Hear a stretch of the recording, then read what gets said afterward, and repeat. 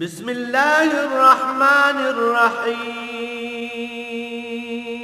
الرحمن علم القرآن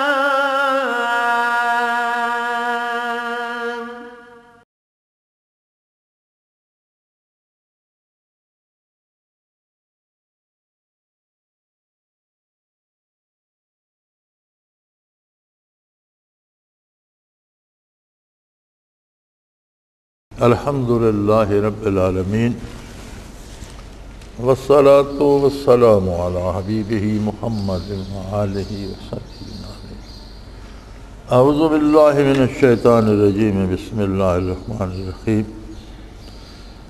وقال الملأ الذین کفروا من قومہ لئن اتبعتم شعیبا انکم اذا لخاسرون فأخذتهم الرجفة فأصبحوا في دارهم جاثمين الذين كذبوا شعيبا كأن لم يغنوا فيها الذين كذبوا شعيبا كانوا هم الخاسرين فتولى عنهم وقال يا قوم لقد أبلغتكم رسالات ربي ونصحت لكم فكيف عصى على قوم كافرين وما ارسلنا في قرية من نبي الا اخذنا اهلها بالباساء والضراء لعلهم يضرعون ثم بدلنا مكان السيئة الحسنة حتى عفوا وقالوا قد مس آباءنا ضراء والسراء اخذناهم بغتة وهم لا يشعرون ولو ان اهل القرى آمنوا واتقوا لفتحنا عليهم بركات من السماء والارض ولكن كذبوا فاخذناهم بما كانوا يكسبون افآمن اهل القرى ان ياتيهم باسنا بياتا وهم نائمون او امن اهل القرى ان ياتيهم باسنا ضحى وهم يلعبون افآمنوا مكر الله فلا يأمن مكر الله الا القوم الخاسرون اللهم سبحانك لا علم لنا إلا ما علمتنا إنك أنت العليم الحكيم مولاي صل وسلم دائما أبدا على حبيبك خير الخلق كلهم ارشاد ہوتا ہے شعیب علیہ السلام نے جب دعوت حق دی لوگوں کو اللہ کی طرف بلایا تو بڑی عجیب بات ہے اللہ انسان کو فراخی عطا فرماتا ہے مال و دولت دے دیتا ہے اولاد عطا فرما دیتا ہے عہدے اور منصب عطا فرما دیتا ہے اختیارات دے دیتا ہے تو جب اس کے پاس وسائل آتے ہیں مال آتا ہے دولت آتی ہے تو وہ یہ بھول جاتا ہے کہ میں ایک ناچیز مخلوق ہوں اللہ نے ایک نطفے سے مجھے پیدا کیا میں ایک بے بس بچہ تھا اس نے مجھے جوانی عطا کی میں تو مکھی نہیں اڑا سکتا تھا اس نے مجھے تنومن کڑیل جوان بنا دیا پھر اس کی بے پناہ نعمتیں ہیں مجھ پر تو اس بندے کو جس کے پاس مال و دولت اور اختیار و اقتدار ہے زیادہ شکر گزار ہونا چاہیے اصولاً لیکن ہوتا یہ ہے کہ وہ اپنے آپ کو اللہ کی جگہ سمجھنے لگ جاتا ہے وہ سمجھتا ہے میں جو چاہوں کر سکتا ہوں میں ہی قادر ہوں یہ مخلوق میرے لیے کیڑے مکوڑے ہیں میرا جو جی چاہے پھر ایسے لوگوں کو جب دعوت اللہ پہنچتی ہے تو بڑی کڑوی لگتی ہے اور یہ انبیاء علیہ السلام ہی کا حوصلہ ہے کہ بڑے بڑے جابر کفار کے سامنے کلمہ حق کہا آپ اگر انبیاء علیہ السلام کی تاریخ پڑھیں تو نوح علیہ السلام کی قوم کے حالات پڑھیں تو بڑے بڑے لوگ تھے بڑے بڑے تکڑے اور وہ 950 سال انہیں تبلیغ کرتے رہے وہ طنز کرتے تھے تانے مارتے تھے مذاق اڑاتے تھے اور بعض اوقات انہیں اتنا مارتے تھے کہ بے ہوش کر کے پھینک جاتے پھر جب طبیعت سنبھلتی تھی تو اپنے منصب جلیلہ پہ کھڑے ہو جاتے تھے اور دعوت اللہ دیتے 950 سال بالآخر تھک کر انہوں نے دعا کی، بار الہ، یہ ماننے والے نہیں۔ رب لا تذر علی الارض من الکافرین دیارا، یا اللہ روئے زمین پر کسی کافر کو زندہ نہ چھوڑ۔ فإنک ان تذرہم ولا یلدوا الا فاجرا وکفارا۔ انہوں نے عرض کی بار الہ میں 9.5 صدیاں ان کے ساتھ محنت کر کے دیکھ چکا ہوں، آپ نے اگر ان میں سے کسی کو چھوڑ دیا تو وہ نہ خود کفر کرے گا بلکہ جو اس کی نسل ہوگی وہ بھی کافر ہی ہوگی، ان میں اتنا کفر رچ بس گیا، تباہ ہو گئے۔ لیکن یہ حوصلہ انبیاء ہی کا ہے۔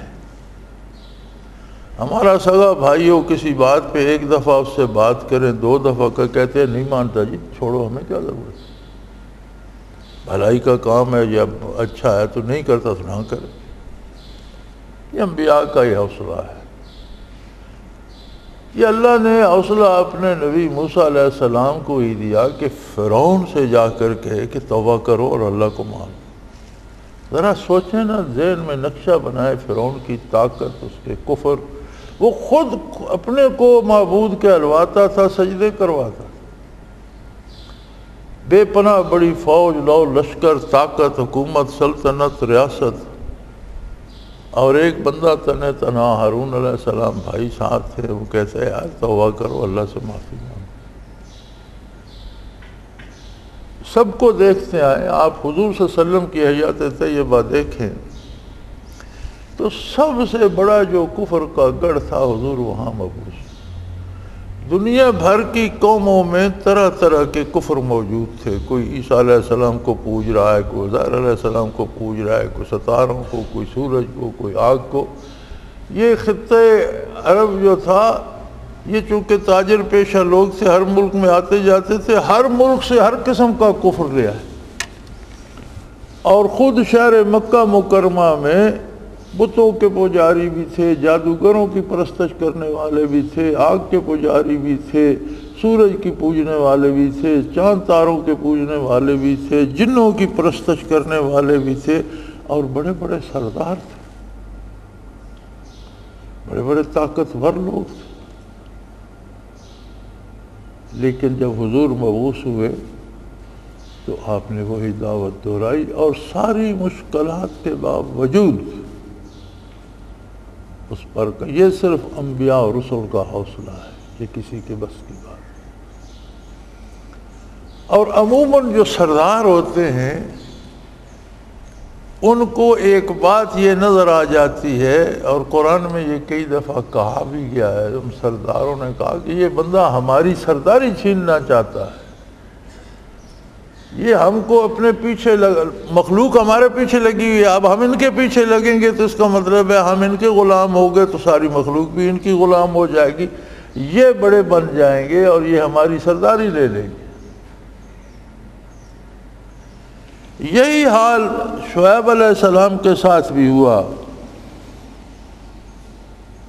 وقال الملأ الذین کفروا من قومہ، ان کی قوم میں جو کافر امراء تھے اور سردار تھے وہ کہنے لگے، لوگو اگر تم شعیب کے پیچھے چلو گے تو بڑے گھاٹے میں رہو گے، ہمارے پیچھے چل رہے ہو، ہم تمہاری مدد کرتے ہیں، تمہیں مزدوری پہ لگا لیتے ہیں، تمہیں پیسے دیتے ہیں، تمہاری مصیبتیں دور کرتے ہیں، تو یہ تو خود درویش آدمی ہے، اس کے پاس مال و دولت تو ہے نہیں، تو تم اس کے پیچھے لگ کر کیا حاصل کرو گے، تمہیں کیا مل جائے گا۔ سرداران قوم جو تھے انہوں نے عوام سے کہا، لَئِنِ اتَّبَعْتُمْ شُعَيْبًا، اگر تم شعیب علیہ السلام کے پیچھے لگ گئے، اِنَّكُمْ إِذًا لَخَاسِرُونَ، تو بھائی گھاٹے میں رہو گے، ہم نے پھر تمہارے کسی کام نہیں آنا، تمہاری کوئی مدد نہیں کرنی، تمہیں کوئی پیسہ نہیں دینا، تمہیں کسی کام پہ نہیں لگانا۔ اور وہ بھول گئے کہ حضرت شعیب علیہ السلام اللہ کے رسول ہیں، اللہ کے پیغمبر ہیں۔ اللہ کریم فرماتے ہیں پھر جب میری غیرت جوش میں آئی، فَأَخَذْتُهُمُ الرَّجْفَةَ، تو میں نے تو ایک زلزلہ بھیج دیا، ایسا زلزلہ آیا فَأَصْبَحُوا فِي دَارِهِمْ جَاثِمِينَ کہ زلزلہ تو آ کر گزر گیا اور کفار میں سے ایک فرد نہ بچا، گھروں میں اوندے پڑے تھے مرے، کوئی چھت کے نیچے دبا ہوا تھا، کوئی دیوار کے نیچے دبا ہوا تھا، کوئی زمین شک ہو گئی اس میں گڑ گیا تھا، کوئی درختوں سے پٹک کر مر گیا تھا، کوئی ان کی میتیں اور لاشیں سیدھی کرنے والا بھی نہیں تھا، اوندے منہ پڑے تھے۔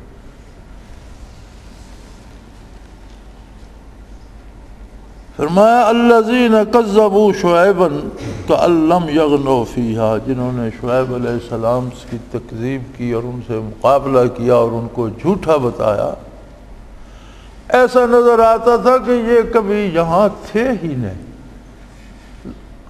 لم یغنوا فیہا، مٹ مٹا گئے، کوئی بچہ، کوئی بیٹا، کوئی بیٹی، کوئی بیوی، کوئی دوست، کوئی بھائی، کوئی بزرگ، کوئی باقی نہ رہا۔ ایسے لگتا تھا جیسے یہاں کوئی انسان بستا ہی نہیں تھا۔ الذین کذبوا شعیبا کانوا هم الخاسرین، وہ کہتے تو دوسروں کو تھے کہ جو شعیب علیہ السلام کی بات مانے گا خسارے میں رہے گا، لیکن ہوا یہ کہ جنہوں نے شعیب علیہ السلام کا انکار کیا اصل گھاٹا انہوں نے اٹھایا، نقصان ان کا ہوا، تباہ وہ ہو گئے، اور کوئی رونے والا بھی باقی نہ بچا، نہ کوئی ان کی میتیں سیدھی کرنے والا تھا۔ فتولی عنہم، شعیب علیہ السلام سے نے رخ انور پھیر لیا، ان سے الگ ہو گئے۔ وقال یا قوم لقد ابلغتکم رسالات ربی ونصحت لکم، انہوں نے فرمایا ہے میری قوم،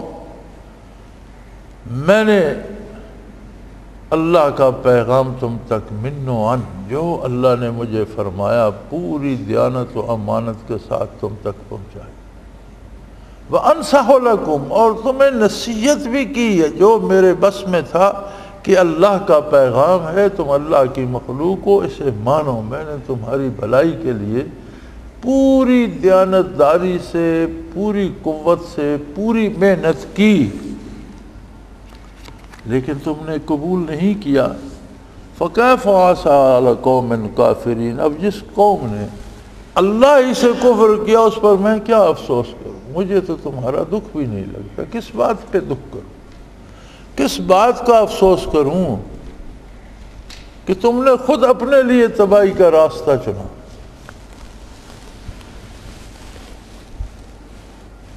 آگے قانون فطرت ارشاد ہوتا ہے، یہ بڑا قابل توجہ ہے۔ وَمَا أَرْسَلْنَا فِي قَرْيَةٍ مِّن نَّبِيٍّ إِلَّا أَخَذْنَا أَهْلَهَا بِالْبَأْسَاءِ وَالضَّرَّاءِ لَعَلَّهُمْ يَضَّرَّعُونَ، ہم کسی قوم، کسی شہر، کسی بستی میں جب اپنا نبی بھیجتے ہیں تو وہاں کے رہنے والوں پر طرح طرح کی مصیبتیں بھی بھیج دیتے ہیں۔ بھوک آ جاتی ہے، افلاس آ جاتا ہے، قحط سالی آ جاتی ہے، بیماری آ جاتی ہے، مال کا نقصان ہو جاتا ہے، فصلوں کا نقصان ہو جاتا ہے، لوٹ مار شروع ہو جاتی ہے، چوریاں ڈاکے ہو جاتے ہیں، تو ایک بے اطمینانی اور پریشانی ہوتی ہے۔ کمال ہے یا اللہ، نبی کے آنے سے تو برکات آنی چاہیے تھی، تو برکات تو ان کے پاس پہلے تھی، مال و دولت بھی تھا، اولاد بھی تھی، خوشحال بھی تھے۔ جب اللہ کا نبی مبعوث ہوا تو فرمایا میں مصیبت اس لیے بھیجتا ہوں لعلہم یضرعون، تاکہ وہ اس مصیبت سے ڈر کر میرے نبی کے پاس آئیں، میرے نبی کی بات مانیں اور میری بارگاہ میں بازیاب ہو جائیں۔ مصیبت کیا ہے اللہ کے لیے، جب چاہ بھیج دی، ہٹایا تو لمحہ بھر میں، لمحے سے پہلے ہٹ گئی۔ تو یہ میں ان کی بہتری کے لیے کرتا ہوں۔ یعنی انسان پہ جب تکلیف بھی آتی ہے، دکھ بھی آتا ہے، افلاس آ جاتا ہے، تو وہ بھی ایک طرح سے اللہ کی رحمت ہوتی ہے کہ اسے اپنی حیثیت کا احساس ہو جاتا ہے کہ میرے بس میں تو کچھ بھی نہیں، تو کس کے بس میں ہے اس کا علاج؟ تو اللہ کے نبی کے پاس جاتا ہے، اللہ کا نبی اسے اللہ سے ملا دیتا ہے، ساری مصیبتیں دور ہو جاتی ہیں۔ تو فرمایا یہ تو ہم مہربانی کرتے ہیں کہ جس بستی میں بھی نبی بھیجا ان پر کچھ مصیبتیں بھی بھیج دیں کہ ان کے دل نرم ہوں، ان میں کچھ خوف الہی پیدا ہو اور یہ میری بارگاہ میں آئیں، میرے نبی کے پاس آئیں۔ لیکن جب لوگ ان مصیبتوں کو بھی جھیل جاتے ہیں اور نبی کی بارگاہ میں نہیں آتے تو فرمایا ہمارا انداز پھر یہ ہے، انداز فطرت یہ ہے، قانون قدرت یہ ہے، ہماری بارگاہ کا انداز اور طریقہ یہ ہے، ثم بدلنا ما كان السيئة الحسنہ، ہم ان کی تکلیفیں خود رفع کر دیتے ہیں اور اس کی جگہ انہیں مالا مال کر دیتے ہیں، دولت دے دیتے ہیں، حکومت دے دیتے ہیں، اقتدار دے دیتے ہیں، اولاد دے دیتے ہیں۔ یہ مال اور اولاد جو اللہ ناراض ہو کر دیتے ہیں، یہ بہت بڑی سزا ہے کہ چند روز تو اس کے پاس دولت بھی رہی، اقتدار بھی رہا، مال بھی رہا، اولاد بھی رہی، بالآخر اسے مرنا ہے، قبر میں جانا ہے، سب کچھ چھوڑ کے آگے جواب دینا ہے۔ فرمایا جب ان کے پاس مال آتا ہے، یہ انسانی جو ہے نا نفسیات وہ زیر بحث ہے کہ انسانی نفسیات یہ ہے کہ جب وہ دکھ میں بھی اللہ کو یاد نہیں کرتا تو اللہ اس پر آسانیاں بھیج دیتے ہیں، آسانیوں میں آ کر وہ اور بگڑ جاتا ہے اور بپھر جاتا ہے، اور کہتا کیا ہے وقالوا قد مس آباءنا ضراء والسراء، پہلے ہمارے باپ دادوں پر بھی دکھ تکلیفیں بھی آئیں، آسانیاں بھی ہیں، ایک زمانے کا رویہ ہے، ایک جو ہے یہ روزمرہ کی بات ہے، تکلیف آتی ہے چلی جاتی ہے، دولت آتی ہے چلی جاتی ہے، یہ چلتا رہتا ہے، یہ ایسی کوئی بات نہیں۔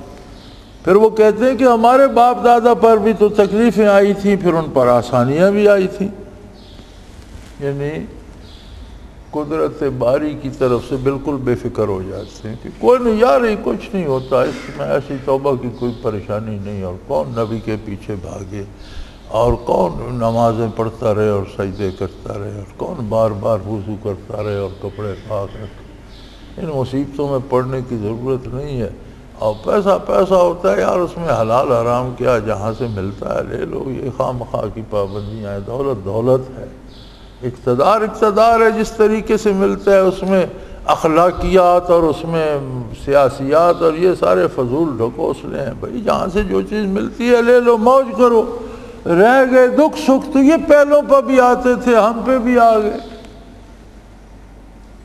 جب اس میں وہ بالکل بے فکر ہو جاتے ہیں، فرمایا اخذناہم بغتۃ وہم لا یشعرون، اچانک اللہ کی گرفت آ جاتی ہے، پھر انہیں پتہ ہی نہیں چلتا کہ کدھر سے ہم پکڑے گئے، تباہ و برباد ہو جاتے۔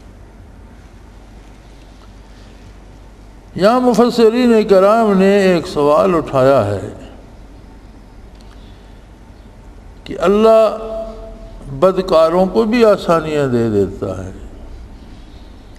اور نیکوں کے بارے بھی کہتا ہے وَلَوْ أَنَّ أَهْلَ الْقُرَىٰ آمَنُوا وَاتَّقَوْا لَفَتَحْنَا عَلَيْهِمْ بَرَكَاتٍ مِّنَ السَّمَاءِ وَالْأَرْضِ وَلَٰكِنْ كَذَّبُوا فَأَخَذْنَاهُمْ بِمَا كَانُوا يَكْسِبُونَ۔ اب نیکوں کے بارے ارشاد فرما رہے کہ اگر یہ بستی والے، اگر یہ اس شہر کے لوگ جہاں میرا نبی آیا، اگر وہ لوگ جو میرے نبی کے مخاطب تھے ایمان لے آتے اور نیکی کا رستہ اپناتے، واتقوا، تقوی اختیار کرتے، لفتحنا علیہم برکات من السماء والارض، تو ہم ان پر آسمان سے بھی اپنی رحمت کے دروازے کھول دیتے، برکات کے دروازے کھول دیتے، اور زمین سے بھی۔ ولیکن کذبوا، لیکن انہوں نے تو بدبخت تھے، انہوں نے تو انکار کیا، نبی کی بات مانی نہیں۔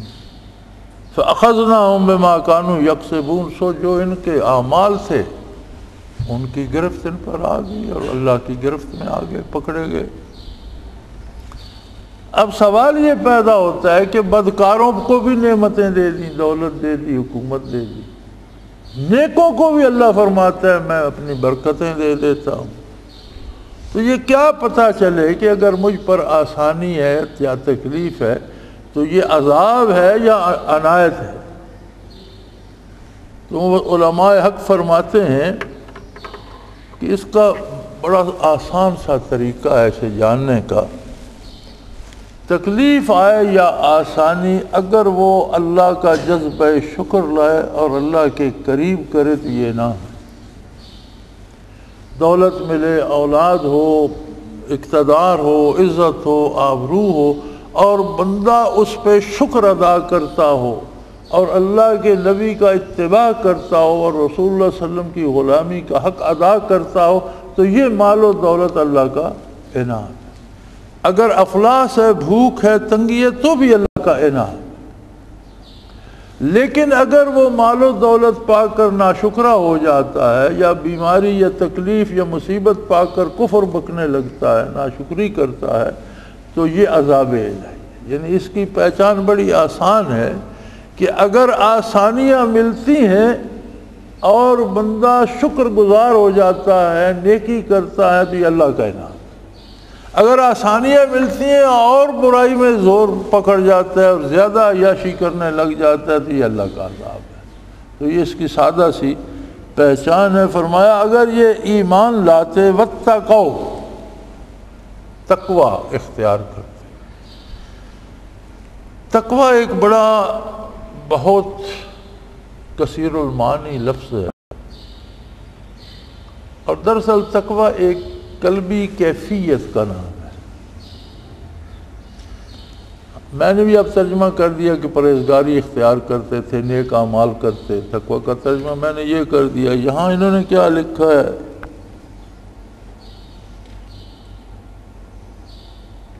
اگر ایمان لے آتے اور پرہیز کرتے. میں نے پرہیزگاری کا، انہوں نے پرہیز کہہ دیا، کسی اور نے اس کے نیچے ڈر لکھ دیا ہوگا. تو یہ تقوی ایک ایسی کیفیت ہے، اس میں یہ ساری چیزیں ہوتی ہیں، یہ سارے معنی صحیح ہیں. تقوی ایک کیفیت قلبی کا نام ہے کہ بندہ جب ایمان لاتا ہے اللہ کے نبی اور اللہ کی ذات پر، اور اللہ کے نبی کے دامن سے وابستہ ہوتا ہے، تو انبیاء دنیاوی استادوں کی طرح نہیں ہوتے کہ الفاظ بتا دیے اور اگلے نے وہ الفاظ سمجھ لیے، یا کسی کو لوہارا در کھانا سکھا دیا اور اس نے وہ فن سیکھ لیا. نہیں، نبی جو بات کرتا ہے اس میں انوارات ہوتے ہیں، تجلیات باری ہوتی ہیں اور کیفیات ہوتی ہیں. اگر آپ زبانی وہ بات مان بھی لیں، دل میں وہ کیفیات نہ ہے، تو قرآن نے اسے منافق کہا ہے. منافق کافروں کو نہیں کہا گیا. منافق جتنے بھی تھے سارے بظاہر کلمہ پڑھتے تھے، یعنی کلمہ پڑھتے تھے لیکن دل میں وہ کیفیات نہیں آئیں، وہ تعلق اللہ سے، اللہ کے نبی سے نہیں بن سکا. تو اطاعت الہی کو، اتباع رسالت کو بوجھ ہی سمجھتے تھے کہ یار یہ کیا مصیبت ہمارے گلے پڑ گئی. زبانی کلمہ پڑھتے تھے. تو اگر وہ کیفیات نہ ہیں تو خطرہ منافقت کا ہے. وہ کیفیات کیا ہیں؟ کیفیات کو سمجھنے سمجھانے کے لیے واضح نے کوئی لفظ وضع نہیں فرمایا. یہ لکھنے پڑھنے میں نہیں آتی. مثلا عام جو ہماری روزمرہ کی کیفیات ہیں، پیاس ہے. اب پیاس کے بارے آپ کسی کو کتنا سمجھائیں گے پیاس کیسی ہوتی ہے؟ اسے 2 گھنٹے بٹھا دیں گرمی میں اور پانی نہ دیں اور اسے پیاس لگے تو اسے سمجھ آ جائے گی پیاس یہ ہوتی. بھوک ایک کیفیت ہے. اب اس کے بارے کتابیں لکھ دیں، بھوک سے یہ ہوتا ہے، بھوک سے وہ ہوتا ہے، وہ سمجھ نہیں آتی. کسی کو ایک دن بھوکا رکھے اسے سمجھ آ جائے گی بھوک کیا ہوتی. یعنی کیفیت جو ہے یہ الفاظ میں بیان نہیں ہوتی، جب بندے پہ وارد ہوتی ہے تو اسے پتہ چلتا ہے کہ یہ اس کا معنی ہے. تو نور ایمان مضبوط ہو، اس میں خلوص ہو، اور قلب اثر رسول اللہ صلی اللہ علیہ وسلم سے انوارات بندے مومن کے دل میں آئے، تو اس میں ایک اللہ کی عظمت اور نبی کی عظمت کا ایک احساس پیدا ہوتا ہے. ایک احساس پیدا ہوتا ہے کہ میرا اللہ ہر وقت میرے ساتھ ہے. اب میں اس کے سامنے اس کی نافرمانی کیسے کروں؟ اس کی زندگی بدل جاتی ہے. یہ جو کیفیت ہے حضور حق کی، یہ جو کیفیت ہے عشق پیغمبر کی، دیکھو نا، یہ جو محبت ہوتی ہے یہ بھی عجیب شے ہے. سادہ سی ایک بات میں عرض کرتا ہوں. کہ ہمارے ہاں الیکشن ہوتے ہیں تو بڑی گہما گہمی ہوتی ہے ووٹوں کی، اور بڑے میلے ٹھیلے کیے جاتے ہیں، وفد بھیجے جاتے ہیں، پیسے دیے جاتے ہیں، منتیں کی جاتی ہیں۔ تو اگلا کہتا ہے یار میرا چچا دبئی ہوتا ہے، میرا بھائی فرانس میں ہوتا ہے، میرا بیٹا امریکہ میں ہوتا ہے، اس سے بات کروں گا، اگر وہ مان گیا تو میں آپ کی بات مان لوں، میں اسے ناراض نہیں کروں۔ یہ جو ہمیں بھائی بیٹے چچا کا یہ احساس ہے، اگر یہ احساس اللہ اور اللہ کے رسول کے ساتھ ہو جائے، اور جب کوئی کام سامنے آئے تو ہم یہ سوچیں کہ اللہ اور اللہ کا رسول اس سے راضی ہوں گے تو میں یہ کام ضرور کروں، اور اگر اس سے اللہ اور اللہ کا رسول خفا ہوں گے تو میں نہیں کرتا، بھائی جو جس کا جی چاہے کر لو۔ اگر یہ کیفیت آ جائے تو اسے تقویٰ کہتے ہیں۔ اسے آپ خشیت کہہ لیں، ڈر کہہ لیں، پرہیزگاری کہہ لیں، جتنے معنی کرتے جائیں، لیکن تقویٰ کا اصل مفہوم ایک کیفیت ہے جو قلب اطہر رسول اللہ صلی اللہ علیہ وسلم سے بٹتی ہے۔ اور حضور کی ذات تو اللہ نے فرمایا سراجم منیرا، ایک ایسا روشن چراغ جو روشنی بانٹتا ہے، منیرا دوسرے کو منور کرتا ہے، روشن کرتا ہے، یعنی اس طرف سے ہمہ وقت رات دن بٹ رہی ہے روشنی، انوارات تقسیم ہو رہے ہیں، برکات بٹ رہی ہیں۔ اب کس نے اپنا قاصہ دل سیدھا رکھا کہ اس میں کوئی چیز آئے؟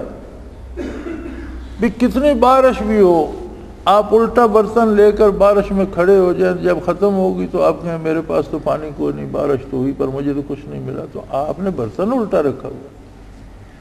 اگر آپ برتن سیدھا رکھتے تو جتنا آپ کا برتن تھا وہ بھر جاتا۔ یہ معاملہ تو دنیا کا ہے، جو معاملہ اللہ اللہ کے رسول کے ساتھ ہے اس میں تو برتن بڑے بھی ہو جاتے ہیں، صرف آپ سیدھا رکھیں، وہ بڑھا بھی دیتے ہیں۔ تو ہی ناداں چند کلیوں پہ قناعت کر گیا، تو ہی ناداں چند کلیوں پہ قناعت کر گیا، ورنہ گلشن میں علاج تنگی داماں بھی ہے۔ یعنی یہ وہ بارگاہ ہے کہ وہ دامن بڑھا بھی دیتے، وہ اپنی شان کے مطابق عطا کرتے، تو اس طرف سے تو کمی کوئی نہیں۔ ہمہ وقت رات ہو یا دن، ہمہ وقت ابر رحمت برس رہا ہے۔ اب ہمیں کتنا ملا یہ تو ہمیں خود سے پوچھنا چاہیے، اپنے آپ سے یہ سوال ہمیں اپنے آپ سے کرنا چاہیے۔ اگر ہمارا قاصہ دل سیدھا ہے، ہمارے دل میں خلوص ہے اللہ کے ساتھ، اللہ کے رسول کے ساتھ، یار اللہ کو ماننا بڑا ہی مشکل ہے، بہت مشکل۔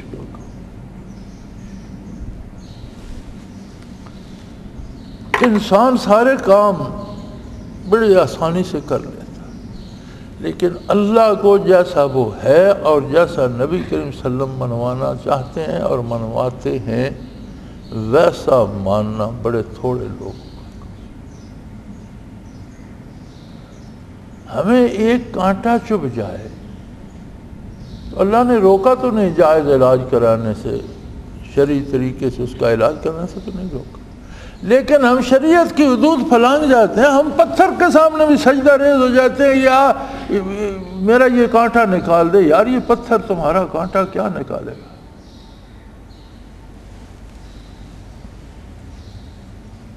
نہیں، ہم نے کبھی اللہ پہ اعتماد کیا نہیں۔ وہ جتنا اس پتھر پہ گئے ہو، اتنا بیٹھ کر اللہ سے آرزو کو، یا اللہ میں کمزور ہوں، ہو سکتا ہے اس میں تیری کوئی رحمت کوئی انداز ہو، لیکن یا اللہ میں مشکل برداشت نہیں کر سکتا، مجھے آسانی دے، اور اس پہ جم جاؤ، پھر اس پہ قائم رہو۔ مشکل کا اللہ سب مسلمانوں کا اسلام قبول کرے، لیکن بھائی زندگی کا تجربہ یہ بتاتا ہے کہ اللہ پہ اعتبار انسان مشکل سے تب بھی کرتا ہے کہ اس کے دل میں وہ برکات آئیں جو نبی کریم صلی اللہ علیہ وسلم سے تقسیم ہوتی ہیں، ورنہ میں یہ سمجھتا ہوں کہ یہ بہت مشکل، بندہ چپے چپے پہ سجدہ ریز ہو جاتا ہے، بندہ بھاگ پڑتا ہے ناجائز وسائل کی طرف، ضروری نہیں کہ بتوں کو ہی سجدہ کرے. اگر ہم غیر شرعی طریقے سے کسی انسان کی بھی منت کرتے ہیں تو یہی بت کی پوجا ہے.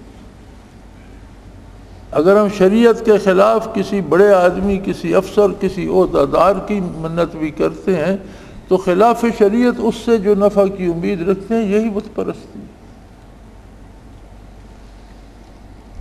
تو فرمایا اگر یہ ایمان لاتے واتقوا،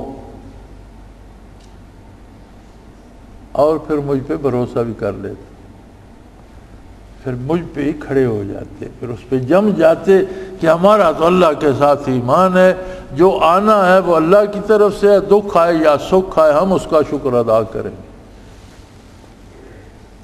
اگر یہ کام یہ کرتے تو میں آسمان سے بھی اور زمین سے بھی ان پر برکات کے دروازے کھول دیتا. لَفَتَحْنَا عَلَيْهِمْ بَرَكَاتٍ مِّنَ السَّمَاءِ وَالْأَرْضِ. آسمان سے بھی برکات نازل ہوتی، زمین سے بھی. برکت کیا ہے؟ برکت کے مختلف انداز ہیں. اللہ کریم مال میں زیادتی کر دیتے ہیں، برکت ہے. عمر میں زیادتی کر دیتے ہیں، برکت ہے. صحت اچھی دے دیتے ہیں، برکت ہے. اولاد دے دیتے ہیں، برکت ہے. عزت و آبرو دے دیتے ہیں، برکت ہے. کبھی انداز یہ ہوتا ہے کہ چیز تھوڑی ہوتی ہے لیکن بہت سا کام کر جاتی ہے. جیسے ایک کٹورے میں پانی تھوڑا سا تھا، نبی صلی اللہ علیہ وسلم نے انگشت مبارک اس میں رکھی تو سارا قافلہ سیراب ہوا، اس سے پھر سارے مشکیزیں بھر لیے، پھر سارے جانوروں کو پلایا تو اس کٹورے سے پانی ختم نہیں ہو رہا تھا. یہ کیا؟ یہ برکت ہے، نبی کریم صلی اللہ علیہ وسلم کا معجزہ ہے. اور یہ برکت ہے کہ اس ایک کٹورے پانی میں اتنی برکت آئی کہ بڑے بڑے اونٹوں پہ لادے ہوئے مشکیزیں بھرے گئے، اونٹوں کے پیٹ بھر گئے، گھوڑوں نے پی لیا، انسانوں نے پی لیا، برتن بھی بھر لیے، مشکیزیں بھی بھر لی.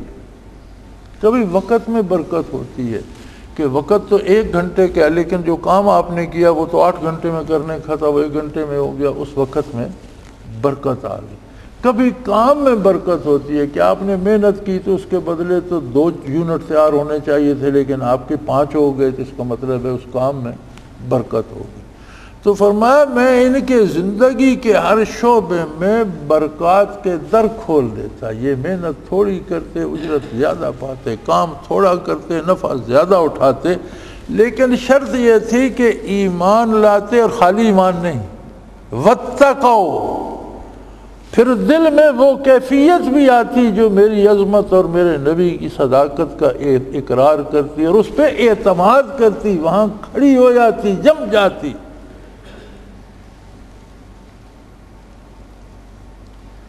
جناب کے ساتھ ایک قبیلہ آباد ہے، بڑے بڑے بڑے زمیندار ہیں، تکڑے جاگیردار ہیں بڑے، انہیں کامیں کہتے ہیں. تو یہ جناب کی وادی میں پنجابی میں وہ ہمارے ہاں ماہیا ہوتا ہے تو وہ ڈھولا گاتے ہیں. 4 مصروں کا ایک بند ہوتا ہے، ان کی ایک خاص گانے کا انداز ہے تو اسے ڈھولا کہتے ہیں. فصلیں تیار تھیں، گندم کی فصل تھی، تیار تھی، پکی ہوئی گندم تھی. اللہ کی شان، بادل آیا، اس میں سے اولے برسے اور اس نے تباہ کر کے رکھ دیا. اب ہر بندہ بڑا مغموم تھا، پکی پکائی فصل تھی، کٹائی کچھ کی ہو رہی تھی، کچھ ہونے والی تھی. وہ ایسی اولے پڑے کہ اس نے ہر شے تباہ.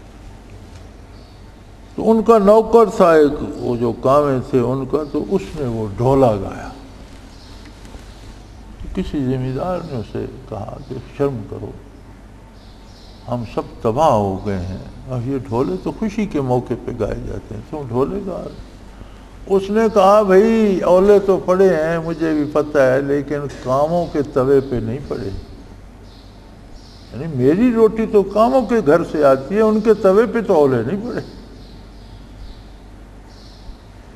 اگر اتنا بھروسہ ایک نوکر اپنے مالک پہ کر سکتا ہے کہ پورے ملک کے تباہ ہو گیا لیکن میرے مالک کا گھر تو آباد ہے اور اس کے تو مکان گزشتہ سال کی گندم سے بھرے ہوئے ہیں، مجھے اس میں گھبرانے کی کیا ضرورت ہے، میں تو ڈھولے پڑوں گا. تو تو پھر بندے میں ایمان ہو اور اس پر اللہ پر اس کا اتنا بھروسہ نہ رہے تو کیا ہوا؟ یہ تقویٰ ہے۔ تو اگر یہ ایمان لاتے اور تقویٰ اختیار کرتے تو میں آسمانوں سے بھی زمین سے بھی ان پر برکات کے دروازے کھول دیتا، ولیکن کذبوا، لیکن تو ایسے بدبخت ہیں، انہوں نے میری نبی کا انکار ہی کر دیا، تکذیب ہی کر دی، کہا جو کوئی یہ کہتا ہے جھوٹ ہے، کمال ہے، حد ہو گئی۔ فَأَخَذْنَاهُمْ بِمَا كَانُوا يَكْسِبُونَ، پھر قدرت کا قانون ہے، جو عمل کرتے وہ سامنے آ جاتے ہیں، وہ پکڑے گئے اور ہم نے پکڑ لیے، تباہ ہو گئے۔ أَفَأَمِنَ أَهْلُ الْقُرْآنِ يَأْتِيَهُمْ بَأْسُنَا بَيَاتًا وَهُمْ نَائِمُونَ، فرمایا ان کو کیا ہو گیا لوگوں کو، یہ تب مانیں گے کہ کبھی یہ رات کو سوئے ہوں اور عذاب الہی آئے اور انہیں تباہ کر کے رکھ دے۔ یہ اس بات کا انتظار کر رہے ہیں کہ یہ پڑے ہوں اور ایک زلزلہ آئے تباہ کر دے، آسمان سے کوئی مصیبت اترے تباہ کر دے، کوئی بیماری پڑے اور انہیں مار دے، زمین شک ہو جائے اور اس میں دس جائیں۔ او آمن اہل القرآن یاتیہم باسنا ضحی وہم یلعبون، یا تب مانیں گے کہ دن کو یہ اپنے کھیل کود میں، کام کاج میں، دنیاوی مذاق میں لگے ہوں، انہیں تب ہوش آئے جب تباہی آ جائے اور ان میں سے کوئی باقی نہ بچے۔ کب مانیں گے یہ آخر؟ ہمارا آج کا جو مسئلہ ہے، تو پتہ نہیں آج بھی کوئی ہو رہا ہے اجلاس وجلاس اسمبلی کا اور فوجیوں کا اور پتہ نہیں کس کس کا، غور فرمانے کے لیے دہشت گردی پر۔ ایک بات قرآن کریم نے بھی بتائی ہے، کاش ہماری اسمبلی کے حضرات کو اور با اقتدار لوگوں کو یہ بھی نظر آ جاتی یہ ایسے بادشاہ ہیں کہ وفاقی وزراء کو، دو کو تو میں نے سنا ہے دونوں نے کل شریف پڑھا اور دونوں نے غلط پڑھا۔ جب کل شریف تک یاد نہیں تو اور قرآن کہاں سے دیکھا؟ اللہ کریم نے ایک بڑی خوبصورت بات ارشاد فرمائی ہے کہ جب تمہاری نافرمانیاں بڑھتی ہیں تو جعلکم شیعا، ہم جو سزا دیتے ہیں وہ یہ ہے کہ ہم تمہیں گروہ گروہ بانٹ دیتے ہیں، مختلف الخیال گروہ بن جاتے ہیں، اور ہر گروہ اپنے کو حق پہ سمجھتا ہے، دوسرے کو واجب القتل سمجھ لیتا ہے۔ پھر ہوتا یہ ہے وَيَذُوقَ بَعْضَكُمْ بَأْسَ بَعْضٍ، پھر تم ایک دوسرے کی گردنیں کاٹنے لگے، ایک دوسرے کو مارتے ہو، ایک دوسرے کو قتل کرتے ہو۔ یہ کیا ہے؟ فرمایا یہ ہمارا عذاب ہے، جب تم ہماری اطاعت نہیں کرتے، جب حدود سے گزر جاتے ہو تو ہم تمہیں طبقات میں، گروہوں میں، فرقوں میں بانٹ دیتے ہیں۔ جعلکم شیعا، لفظ شیعہ قرآن میں کوئی غالباً 8-9 دفعہ آیا ہے، مجھے صحیح اب یاد نہیں لیکن اتنی دفعہ آیا ہے، اور شیعہ کا لفظی ترجمہ ہے گروہ، جماعت، کوئی ایک طبقہ ہم خیال، جیسے اوقاف لیگ میں ہم خیال بن گئے، ہم خیال گروپ، ایسا ایک ہم خیال طبقہ، اسے آپ گروہ کہیں، جماعت کہیں، اسے عربی میں شیعہ بھی کہہ سکتے۔ لیکن عجیب بات ہے قرآن کریم نے کسی اچھے گروہ پر اس لفظ شیعہ کا اطلاق نہیں کیا، ہمیشہ ان گروہوں پر کیا ہے جو خرابی کرتے۔ ان فرعون علا فی الارض وجعل اہلہا شیعا، فرعون دنیا میں بہت بڑھ گیا اور بڑا سرکش ہو گیا اور لوگوں کو شیعہ کر دیا، اس نے گروہ گروہ کر دیا، مختلف طبقے بنا دیے، کوئی مالک بن گیا طبقہ، کسی کو غلام بنا دیا، وہ مالک اسے قتل بھی کر دیں تو پوچھنے والا کوئی نہیں، وہ اف بھی کریں تو پکڑے جائیں، یعنی لوگوں کو گروہوں میں بانٹ دیا۔ اللہ فرماتے ہیں جب تمہاری نافرمانیاں بڑھتی ہیں تو ہم بھی تم کو گروہ گروہ کر دیتے ہیں، پھر ہر گروہ دوسرے کی گردن کاٹنے کو دوڑتا ہے۔ اب جو مار رہا ہے وہ بھی مسلمان، جو مر رہا ہے وہ بھی مر، اور قوم کا عالم یہ ہے کہ صبح جو پہلی خبر سنی وہ یہ تھی کہ وہ 4 سدہ میں جی انہوں فرنٹیئر کنسٹیبلری کا ہے، وہاں دھماکے ہوئے، اور وہ جو چھٹی جا رہے تھے وہاں کے ٹرینی، وہ بیچارے پہلے 65 کہہ رہے تھے، اب میرا خیال ہے 12 بجے کے بعد جب میں 1 بجے کے قریب اندر گیا تو ٹی وی آن کیا تو کہہ رہے تھے 85 لوگ تو مر گئے ہیں اور کوئی اتنے یا اس سے زیادہ زخمی ہیں۔ تو اس کا مطلب ہے 200 بندہ 2 دھماکوں میں مارا گیا، لیکن اسی لمحے خبر ختم کر کے اچھل کود اور لڑکوں اور لڑکیوں کا اکٹھا ناچ شروع ہو گیا۔ یہ کیا، یہ اس کا صابن کا اشتہار ہے، کمال، یا ٹوتھ پیسٹ کو کوئی اشتہار ہوگا کسی چیز کا، اب صابن کا اشتہار دکھانا ہے تو ایک عورت کو ننگا نہاتے ہوئے دکھائیں گے، کمال ہے یار، یہ چیز صاحب کریم کا اشتہار دکھانا ہے تو ایک عورت کا جسم ننگا دکھائیں گے، وہ کریم لگے۔ اس قوم میں کوئی شرم حیا رہا ہی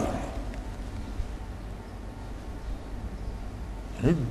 200 بندے ایک لمحے میں آنے واحد میں ایک شہر میں قتل ہو گئے۔ کراچی کتنے مرے ہوں گے، لاہور کتنے مرے ہوں گے، ایکسیڈنٹ کتنے ہوئے ہوں گے، بھوک افلاس سے خودکشی کرنے والے کتنے ہوں گے۔ یار آدھا ملک مر رہا ہے اور آدھا ناچ رہا ہے، کون سی قوم ہے؟ اسے ہمارے اس پاکستانیوں کو میں سمجھتا ہوں ہمیں قوم کہنا غلط ہے۔ ہم ایک کراؤڈ ہے، ایک گروہ ہے، ایک اجتماع ہے لوگوں کا، لیکن ہر بندہ اکیلا اکیلا ہے۔ قوم تو ہوتی ہے افراد جب اکٹھے ہو جائیں۔ امریکہ میں ایک کتاب لکھی گئی تھی مغربی معاشرے پر، اس کا نام تھا لونلی کراؤڈ، اکیلے اکیلے لوگوں کا انبوہ۔ سب سے زیادہ اس سال وہ فروخت ہوئی تھی۔ اس نے اپنی تہذیب لکھی تھی کہ ہر بندہ اپنا اپنا جی رہا ہے۔ تو میں سمجھتا ہوں کہ ہم بھی پاکستانی قوم کی بجائے ہم بھی لونلی کراؤڈ بن گئے۔ ہمیں پاکستانی سے پہلے ہمارا نقطہ اتحاد ہے لا الہ الا اللہ محمد الرسول۔ جو اللہ کا نہ ہو سکا، جو اس کے نبی کا نہ ہو سکا، وہ پاکستان کا خاک ہوگا۔ جو اللہ سے وفا نہ کر سکا، جو اپنے نبی سے وفا نہ کر سکا، وہ ملک سے کیا خاک وفا کرے؟ تو آج پھر وہ سر جوڑ کے ارباب اقتدار بیٹھے تو افسوس کر کے اٹھ جائیں گے اور کیا کریں گے؟ اندازہ جو ہے میرا وہ یہی ہے کہ ہوگا کچھ نہیں، بس یہی کہیں گے کہ جو کچھ ہوا غلط ہوا، نہیں ہونا چاہیے، چلو۔ لیکن اللہ انہیں توفیق دے تو یہ سوچ لیں کہ یار اللہ کی نافرمانی بس کر دیں، ملک اور قوم کو لوٹنا چھوڑ دیں، اپنی حدود میں آ جائیں، انصاف کریں، امیر غریب نیک بد مومن کافر ہر بندے کو عدل مہیا کریں، اور ہر جگہ انصاف ہو، تعلیم کے حصول میں بھی انصاف ہو، جہاں امیر کے بچے کے پاس وسائل ہیں پڑھ سکتا ہے، غریب کا بچہ بھی پڑھ سکے، امیر بیمار ہوتا ہے بڑا علاج ہوتا ہے، غریب کا بھی ہو سکے، روزگار کی فراہمی میں انصاف کرو، ہر بندے کو جس میں جتنی اہلیت ہے وہ دو، اللہ سے توبہ کرو، تو یار یہ سارے حالات آج بھی بدل سکتے ہیں۔ لیکن ان اللہ لا یغیر ما بقوم حتی یغیروا ما بانفسہم، اللہ اس قوم کی حالت نہیں بدلتا جو قوم اپنے آپ کو نہیں بدلتی، اس بندے کا حال تبدیل نہیں کرتا جو بندہ اپنے آپ کو تبدیل نہیں کرتا۔ ایک بندہ دھوپ میں جا کر کھڑا ہو جاتا ہے، کہتا ہے یہاں سے نہیں ہلوں گا، اللہ مجھ پر سایہ کیوں نہیں کرتا؟ اللہ کو کیا ضرورت ہے؟ اس نے تجھے سایہ بھی دیا ہے، درخت بھی ہے، مکان بھی ہے، تو جا کے سایہ میں کھڑا ہو جا۔ اگر وہ خود دھوپ سے نکل کر سائے میں چلا جائے تو اللہ اسے سائے کی ٹھنڈک بھی عطا کر دیتا ہے۔ یعنی اپنے آپ کو بدلنا پڑتا ہے، تب حالات بدلتے ہیں۔ تو فرمایا یہ تب مانیں گے کہ جب یہ خواب میں خراٹے لے رہے ہوں ان پر عذاب آ جائے، یہ تب مانیں گے کہ دنیا کے کاموں میں مصروف ہوں اور لاب و لاب میں لگے ہوں اور ان پر عذاب آ جائے۔ افامنوا مکر اللہ، کیا یہ اللہ کے طریقے، اللہ کی سنت، اللہ کے انداز، اللہ کے تجویز کردہ قانون، یہ سب انہوں نے فراموش کر دی؟ یہ کیوں بھول رہے ہیں؟ وہ پانی پیتے ہو پیاس بجھتی ہے، نہیں پیتے پیاس بڑھتی ہے، کھانا کھاتے ہو بھوک مٹتی ہے، نہیں کھاتے تو بھوک بڑھتی ہے۔ تو یہ قانون کیوں بھول جاتے ہو کہ برائی کرو گے تو مصیبت آئے گی، توبہ کرو گے تو ٹل جائے گی؟ یہ کیوں بھول جائے؟ افامنوا مکر اللہ، نے کسی نے کہا ہے کہ اللہ تمہارا کچھ نہیں بگاڑ سکتا، جو جی چاہے کرتے رہو؟ ان کے پاس کوئی امن کا سرٹیفکیٹ ہے؟ کسی نے انہیں سند دی ہے؟ فلا یامن مکر اللہ الا القوم الخاسرون، اور اللہ کی تجویزوں سے صرف وہی لوگ اپنے آپ کو محفوظ سمجھتے ہیں جو خسارہ پانے والے ہوں، جو نقصان اٹھانے والے۔ اللہ کے قانون اٹل ہیں، اللہ کے ساتھ ایمان لاؤ، خلوص سے لاؤ، اللہ کے نبی پہ اعتبار کرنا سیکھو، اللہ کے نبی کی اطاعت کا حق ادا کرو، اور نیکی کر کے بھی بخشش مانگو کہ یا اللہ میرے یہ سجدے، میری یہ نماز، میری یہ تلاوت، میری یہ دعائیں پھر بھی اس قابل نہیں کہ تیری بارگاہ میں پہنچے، ان میں وہ خلوص، وہ نورانیت، وہ لطافت، وہ پاکیزگی نہیں ہے۔ یہ جیسا میں ہوں ویسی میری عبادت بھی ہے، بار الہ میں کر تو رہا ہوں، تو قبول فرما، یا مجھے وہ نورانیت، میرے دل میں وہ نور پیدا کر، میرے دل میں وہ محبت، وہ عشق پیدا کر، اطاعت کا وہ جذبہ پیدا کر جو شرف قبولیت پائے۔ نیکی کر کے بخشش مانگنی چاہیے، تم برائی کر کے اکڑتے بھی ہو، کمال ہے یار، تم نے سمجھ لیا ہے کہ تمہارا کوئی کچھ بگاڑ ہی نہیں سکتا۔ اگر یہ ہے تو پھر بھگتو، اور یہ اس طرح کا عذاب تو ہم پر مسلط ہے، اللہ معاف کرے۔ اور میری دعا ہے کہ ہمارے بڑوں کو اللہ یہ شعور دے، خود بھی توبہ کریں اور قوم کو بھی توبہ کی دعوت کی دیں۔ ایک علاج یہ بھی کر کے دیکھ لو یار، آخر اللہ اور اللہ کے رسول نے جو فرمایا وہ بھی تو ایک علاج ہے، یہ بھی کر کے دیکھ لو۔ وآخر دعوانا ان الحمدللہ رب العالمین۔ اللہ اللہ اللہ اللہ اللہ اللہ اللہ اللہ۔ حضرت امیر محمد اکرم آوان مد ظلہ العالی دارالعرفان منارہ ضلع چکوال میں سالہ سال سے قرآن و حدیث کے اوپر خطابات کر رہے ہیں اور سلسلہ نقشبندیہ اویسیہ کے مطابق لوگوں کو ذکر الہی کی تربیت دے رہے ہیں۔ وہ قرآن پاک کی تفسیر ترتیب وار بیان کر رہے ہیں۔ تفسیر قرآن کو وہ موجودہ ملکی اور بین الاقوامی حالات کے مطابق بیان کرتے ہیں۔ موٹر وے سے کلر کہار کے انٹرچینج سے نکلتے ہوئے، کلر کہار کی جھیل سے ہوتے ہوئے، میانی، بوچھال اور نور پور سے گزرتے ہوئے دارالعرفان منارہ پہنچ سکتے ہیں۔ حضرت امیر محمد اکرم آوان نے بچیوں اور بچوں کی دینی اور دنیاوی تعلیم کے لیے سقارہ اکیڈمی کے نام سے ایک درسگاہ بھی قائم کی ہے، جس کا افتتاح ملک پاکستان کے صدر جنرل محمد ضیاء الحق نے اپنے دست مبارک سے کیا تھا۔ وہ تمام احباب جو اسلام کی طلب رکھتے ہیں ان سے گزارش ہے کہ دارالعرفان منارہ ضلع چکوال میں امیر محمد اکرم آوان صاحب کے خطابات سے مستفید ہوں۔ وہ ہر جمعے کو نماز سے پہلے بیان فرماتے ہیں۔ ہر ماہ کی پہلی اتوار کو ماہانہ اجتماع ہوتا ہے جس میں آپ خصوصی خطاب فرماتے ہیں اور پاکستان کے چاروں صوبوں سے احباب اس اجتماع میں شرکت کرتے ہیں۔ اس کے علاوہ یہاں سال میں 2 مرکزی اجتماعات بھی ہوتے ہیں، ایک رمضان المبارک میں اعتکاف کا اجتماع اور دوسرا جولائی اور اگست میں 40 دن کا اجتماع ہوتا ہے جس میں روحانی تربیت کی جاتی ہے۔ اپنا خون سیماب دے کر اتنا ہم کر جائیں گے، نام آقا کا چمن میں پھر رقم کر جائیں گے۔